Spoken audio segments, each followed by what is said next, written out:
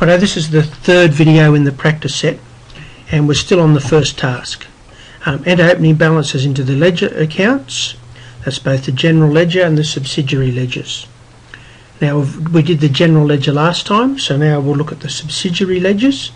There's two subsidiary ledgers we have, and that's accounts receivable, that's people that owe us money, and accounts payable, that's money that we owe.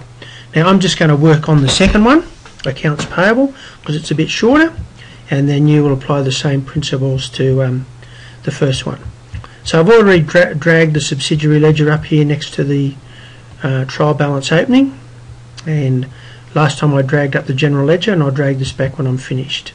So subsidiary ledger opening balances, accounts payable, well they're all going to be June 1, so let me put that in for the moment.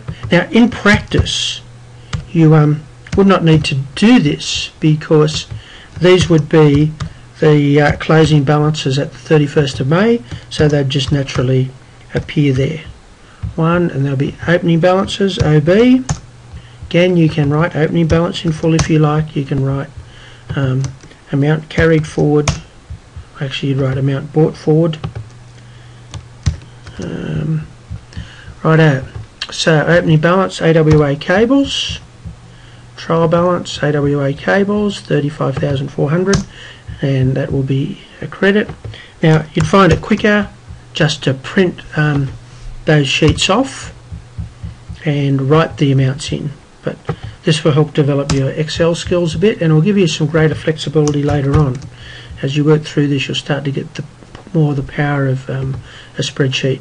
Now I hope you're also noticing as we put these in, they are going green. Hardware supplies, 73,100 as a credit, and orange computers, trial balance 155,700, and it's a credit. Now I'd like to do one other thing. That's done. That's all the opening balances entered. Now we want to check that off to the general ledger. So let's just put these opening balances in. Opening balances equals. We could do this different way, but I'll just do adds. So that cell plus that cell plus that cell plus that cell plus this cell entered, 320,300, and as per the general ledger, where did that come from? Well, let's go and have a look. We go to the general ledger, and we go down to accounts payable, June 1 opening balance 320,300. So this is the control account to the subsidiary ledger of accounts payable. This is the amount in total, and the subsidiary ledger gives a breakdown for each individual person.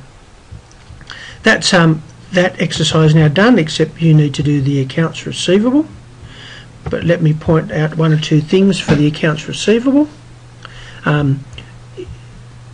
We have what's called an aged debtor listing here. So here's our debtor listing, and here it's aged. So this is what's current, people owe us. This is the stuff that people are a month late, and here's stuff that people are 2 months or more late. Now these bits don't come in to this exercise at the moment. They're relevant for you knowing what a aged debtor listing is.